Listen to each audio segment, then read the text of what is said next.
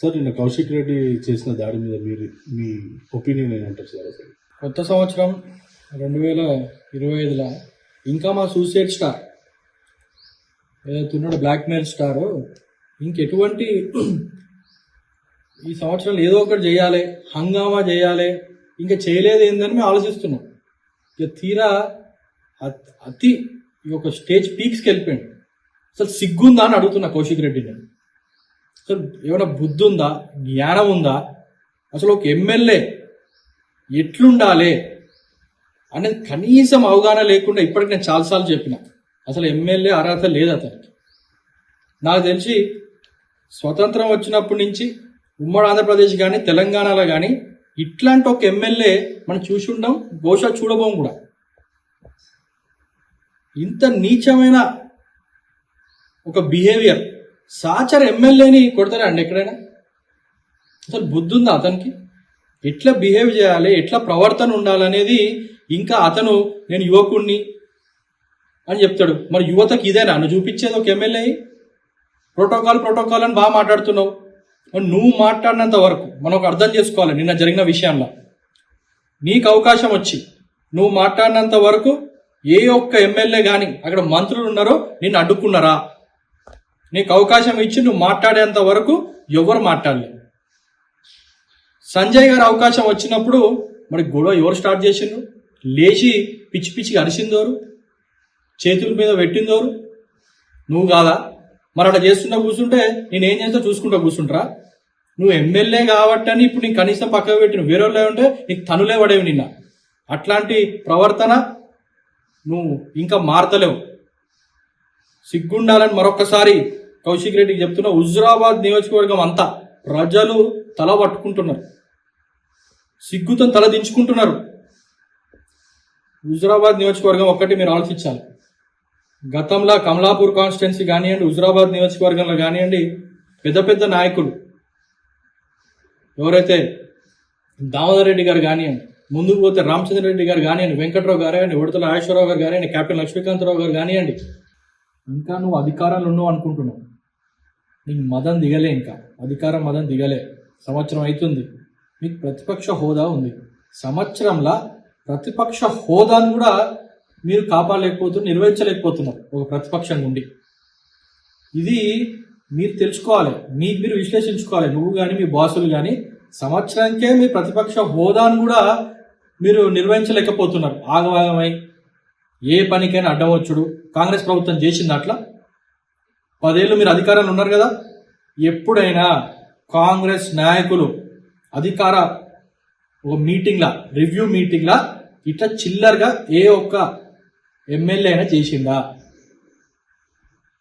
మీ డెవలప్మెంట్లా ప్రతి పని పైన, ప్రతి విషయం పైన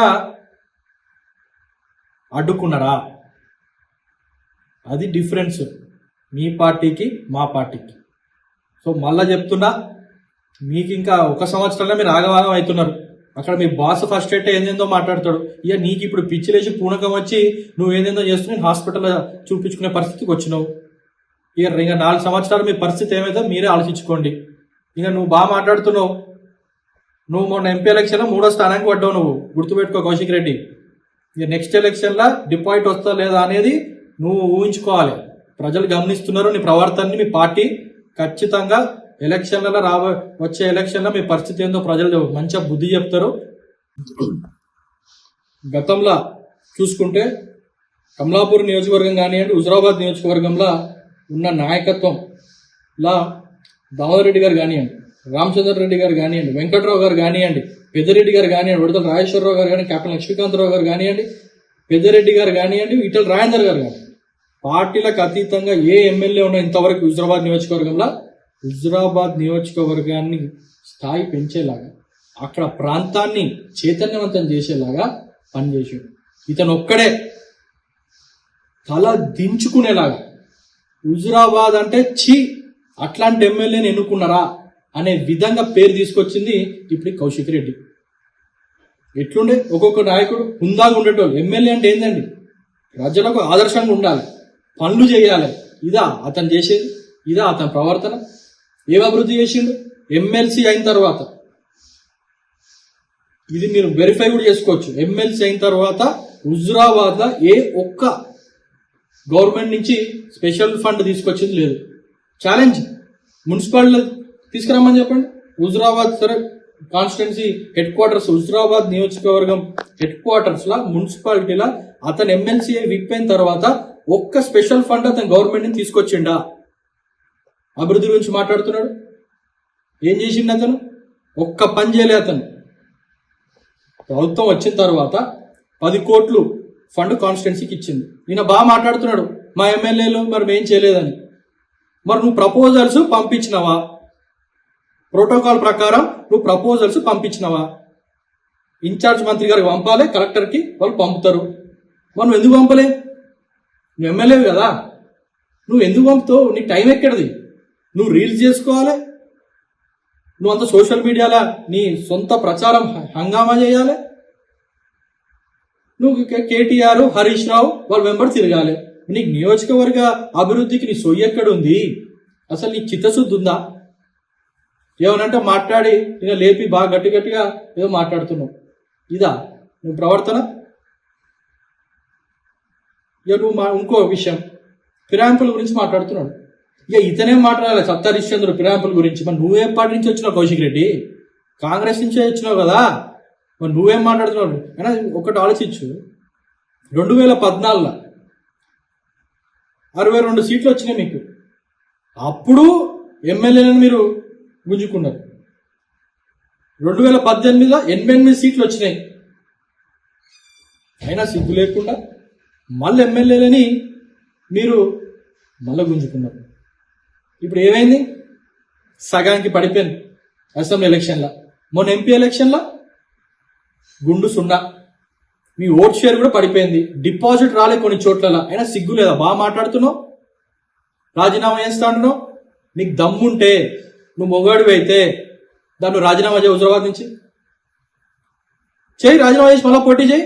నేను కూడా పోటీ చేస్తా. నువ్వు కేసీఆర్ నువ్వు చేసిన 10 ఏళ్ళ అభివృద్ధి అని చెప్పు, కేసీఆర్ కేటీఆర్ ఫోటోలు పెట్టుకొని నూరా. ఈ సంవత్సరంలోనే మేమేం చేసినాం, రేవంత్ రెడ్డి గారి ఫోటో పెట్టుకొని నేను వస్తా. ఎవరు గెలుస్తారో చూద్దాం, ఎవరి సంగతి ఏందో తెలుసుకుందాం. రెడీనా? దానికి సిద్ధం ఆ సవాల్కి. ఇంకోటి, కేటీఆర్ గారికి ఒక ప్రశ్న అడుగుతుంది. మీరు అమెరికా నుంచి వచ్చినాం, చదువుకున్న వాళ్ళు సంస్కారం గురించి మాట్లాడుతున్నారు, గుండాయిజం గురించి మీరు మాట్లాడుతున్నారు. మరి నేను అడుగుతున్న కేటీఆర్ గారు, మరి ఇప్పుడు చేసే ప్రవర్తన గుండాయిజం కాదా? మరి మీరు దీన్ని ఇప్పుడు మీ సోషల్ మీడియా ద్వారా, ఇప్పుడు మీ నాయకుల ద్వారా దీన్ని ఎట్లా సమర్థిస్తారు? చెప్పాలి కేటీఆర్ గారు మీరు. ఎందుకంటే మీరే చాలాసార్లు గుండాయిజం గురించి మాట్లాడిండ్రు. మరి కౌశిక్ రెడ్డి ఏమనంటే మీ పక్కన హరీష్ రావు పక్కన తిరుక్కుంటూ ఉంటాడు. మరి అతను మీ డ్రైవరా, మీ బాడీ గార్డా, మరి హుజురాబాద్ నియోజకవర్గానికి ఎమ్మెల్యేనా?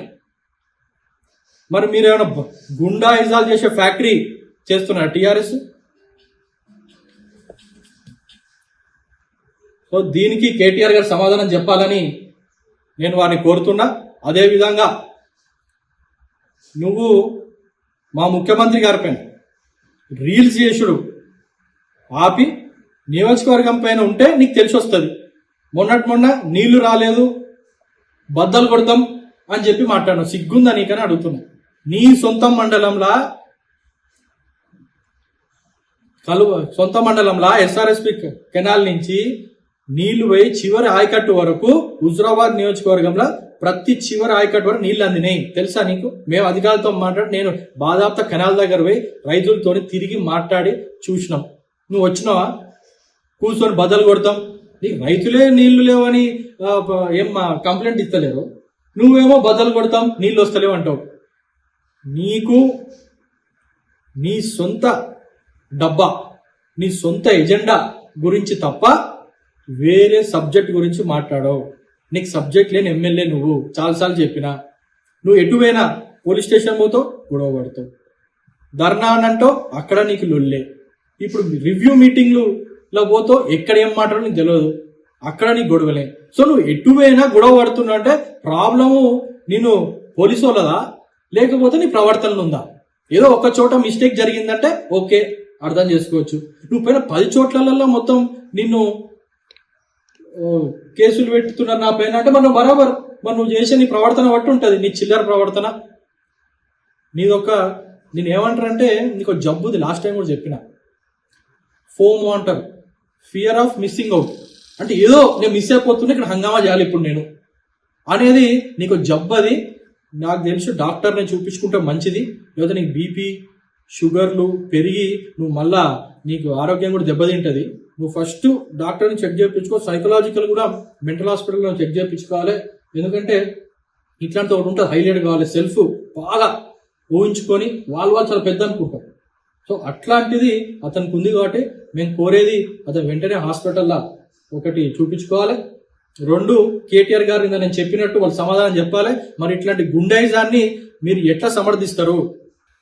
వెంటనే మేము డిమాండ్ చేసేది ఏంటంటే బేషరతుగా నువ్వు సంజయ్ గారికి క్షమాపణ చెప్పాలని నేను డిమాండ్ చేస్తున్నాను.